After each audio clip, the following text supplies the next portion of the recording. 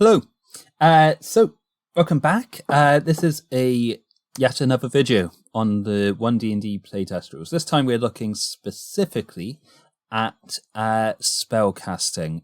This is basically part of a series now of videos where I look at the playtest rules, give my thoughts, and also generally the community's thoughts on these rules, give a few insights on them, and just try and let the community know maybe what to expect with them, maybe see whether or not this is something that's going to be good for the game. Right, enough rambling. More tea quick, because my voice is getting dry, and let's go in. Right, spellcasting rules. This is something that's maybe also caused a bit of a stir, and there's maybe a little bit of confusion on what's happening with it. So, I think some people have been worried that new spellcasting rules are implying that classes like Cleric and Paladin, or Druid and Ranger, or spellcasters like Bard, Wizard, Sorcerer, and Warlock are all going to be sharing the same spell list. And I think first thing to say is, don't panic. I don't think that's been confirmed in these rules yet. I think we will get more information as these playtest rules come out month after month, but at this point, I don't think these represent class spell lists exactly. Here's what we know so far. We have seen spells split up into 3 different lists: Arcane, Divine, and Primal.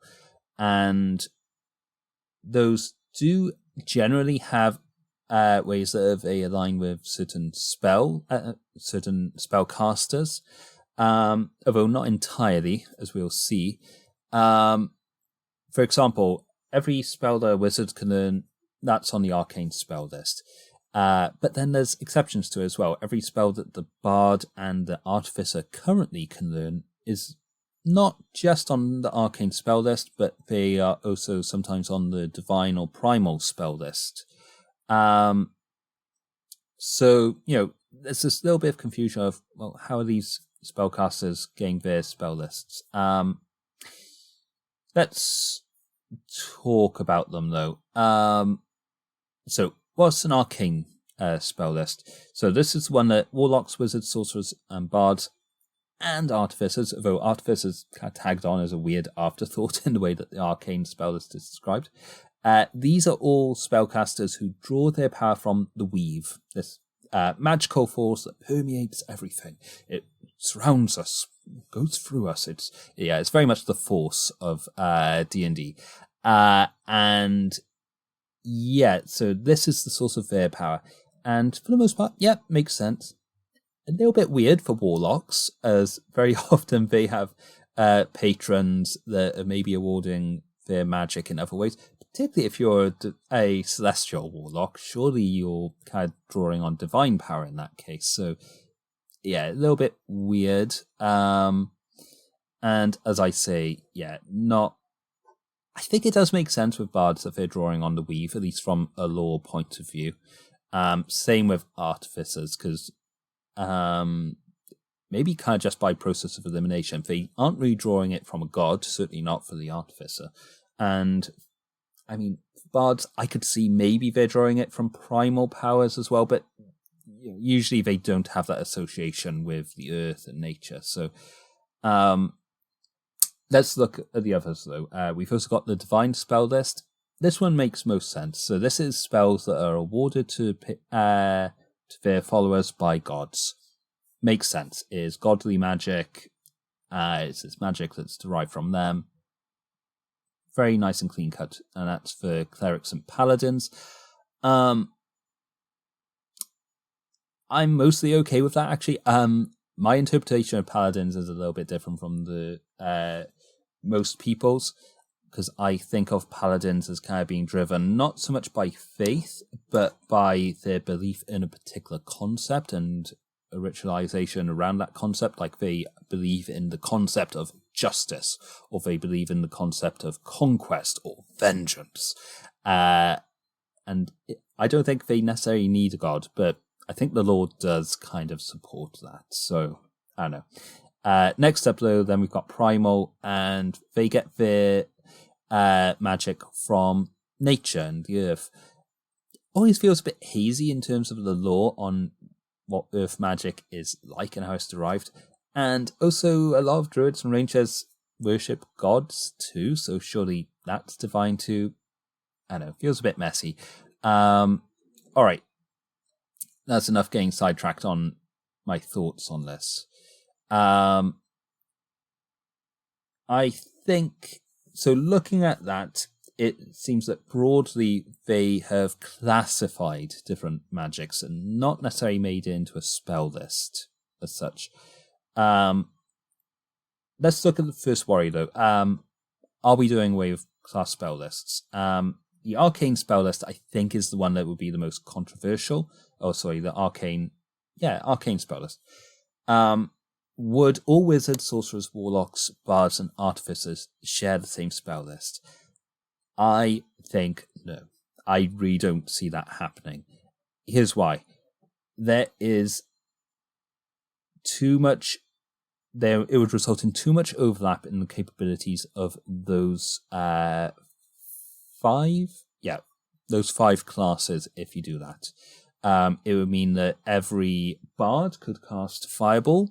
Which would then mean the bard would perhaps focus less on what they're usually associated with, which is enchantments and buffs. You'd also have the situation where all spellcasters would be crazy not to have a familiar, and suddenly every party has 2, 3, 4 familiars in it. If you look outside the arcane spell list, you'd see that every cleric would maybe have Find Steed as a spell, because that's an amazing spell too. Or every druid has Hunter's Mark, and suddenly their wild shapes are doing crazy damage. The point is that every class currently in the system has what's best described as a niche. If we get into the situation where every class shares so many spells, then every spellcaster can go into each of these niches. And to quote The Incredibles, when everyone is special, no one is. And on top of that, you get into a situation where players start to conflict in their choices for their characters. Currently, a D&D party is usually made up of a collection of different class players. Some players are okay with having the same class as other ones, but as a rule of thumb, players tend to avoid that. They don't want to feel like the other players. And that is good, because what happens is each of these classes tends to be good at different things. For everyone that's watching the DungeonDr's channel, they've got this great series of videos out at the moment where they are looking at which classes fit certain party roles best. You see, for example, that bards are like the best negotiators, wizards are maybe the best for utility, sorcerers might be best blasters, and best damage dealers might be barbarians and fighters. But maybe focusing mostly on spellcasters, a big reason why each of these classes has a niche is partly due to their class features, but also it's due to their spell lists. And if you don't restrict the spell lists in that way, then each of these classes no longer has a niche. And that's why class spell lists are great.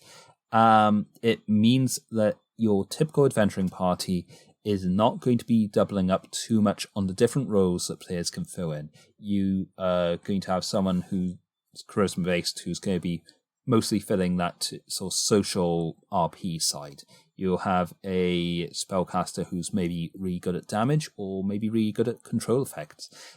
You won't so much get into a situation where maybe you've got 2 different wizards who are doing nothing but, 2 different spellcasters, maybe a wizard or a bard with control spells, who are both doing lots of control spells, and then no one that's filling the damage role.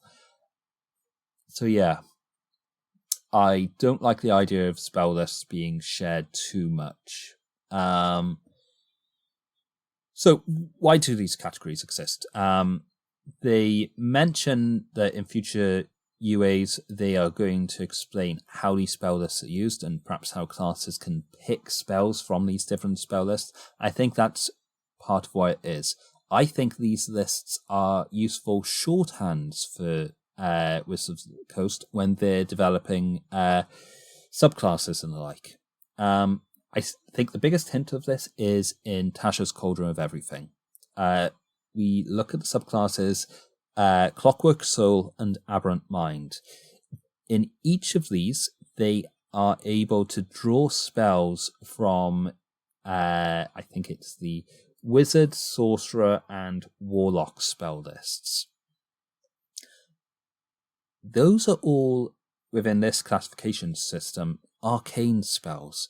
And that means that if you were to rewrite those subclasses, you could do away with a lot of different words, a very wordy class feature, and just say arcane spell list. You can pick any other spell from the arcane spell list, and maybe you've got the further classification of the School of Magic, so you can pick any enchantment School of Magic from the arcane spell list. That means you got, it's almost like having this sort of table of results where you see sort of arcane spell list, enchantment, done. You've got a bunch of those spells that you can pick out. It just makes it a lot easier to write if you can reduce 4 words down to 1. Let's see. And I think if we look at how the player's handbook is going to be written, you're going to get rewrites of spell lists or subclasses like the Draconic Soul. Imagine if you're rewriting that. Maybe if they've got this subclass spell list that Draconic Soul has, and maybe you can say players can pick from those spells, or they can swap them out for any other evocation or abjuration spell on the arcane spell list. And that would work really well for them. It would mean that they'd have access to other elemental spells like Armor of Agathis or Hellish Rebuke, and it would fit really well. Similarly, if we look at rewrites of Eldritch Knight and Arcane Trickster, how amazing would it be if instead of the Wizard spell list, which always felt a little bit restrictive for those subclasses, you said that they could just access the whole arcane spell list. I mean, Eldritch Knight, it's got Eldritch in the name. You kind of almost think, surely there's a bit of a Warlock tie there. Having those subclasses gain access to the whole arcane spell list makes them more powerful and flexible, and I think that works really nicely for them. So, yeah. Other things people have noticed, I think a lot of people have already seen this on other channels, but there's certain spells that aren't on the spell list anymore.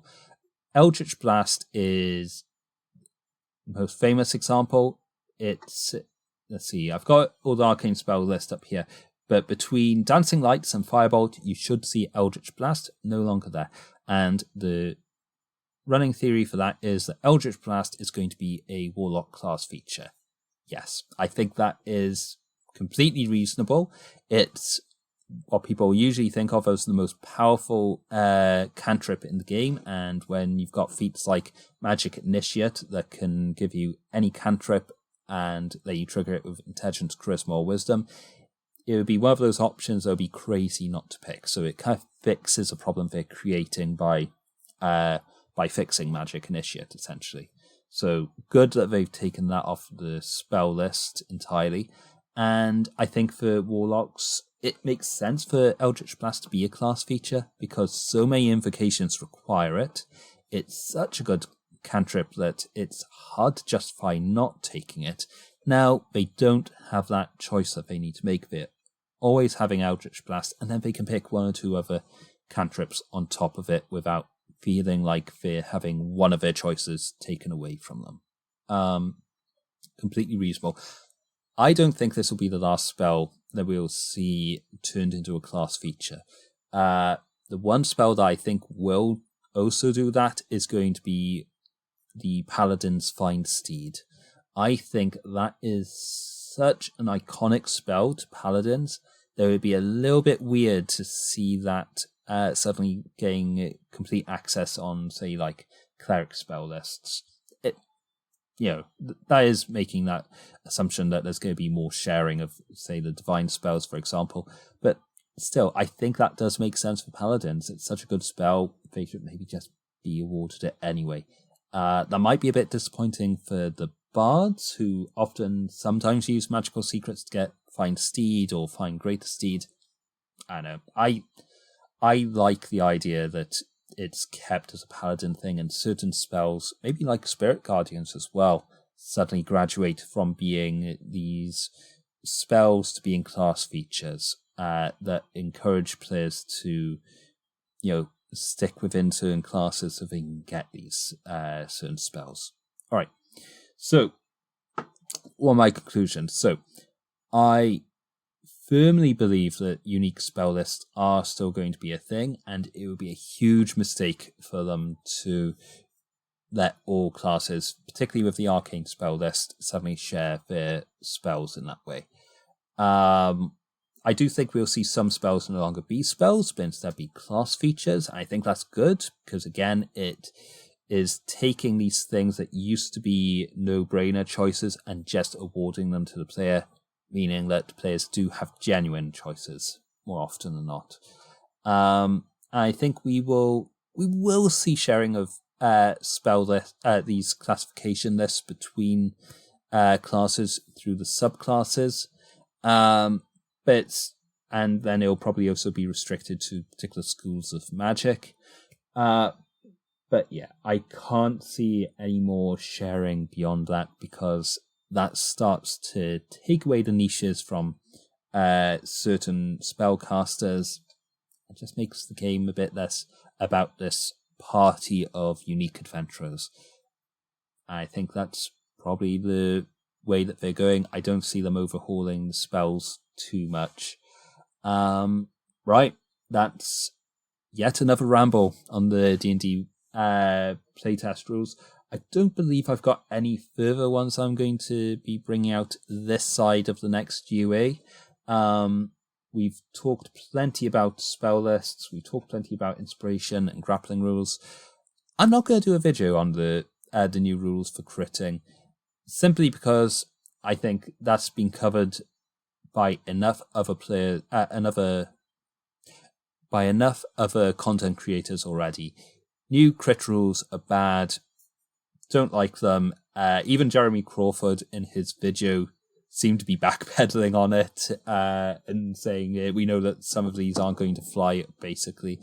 Yeah, I don't see it changing. I think that's just going to be taken out and kept as is, because crits just don't feel broken at the moment. In fact, they still feel exciting, and if anything, players want crunchier crits. Many people talk about the crunchy crits rule, where instead of rolling the dice again, you just get one of those dice maxed out and then roll another one. Yeah, I can't see them changing the crit rules. All right, last thing again, call to action.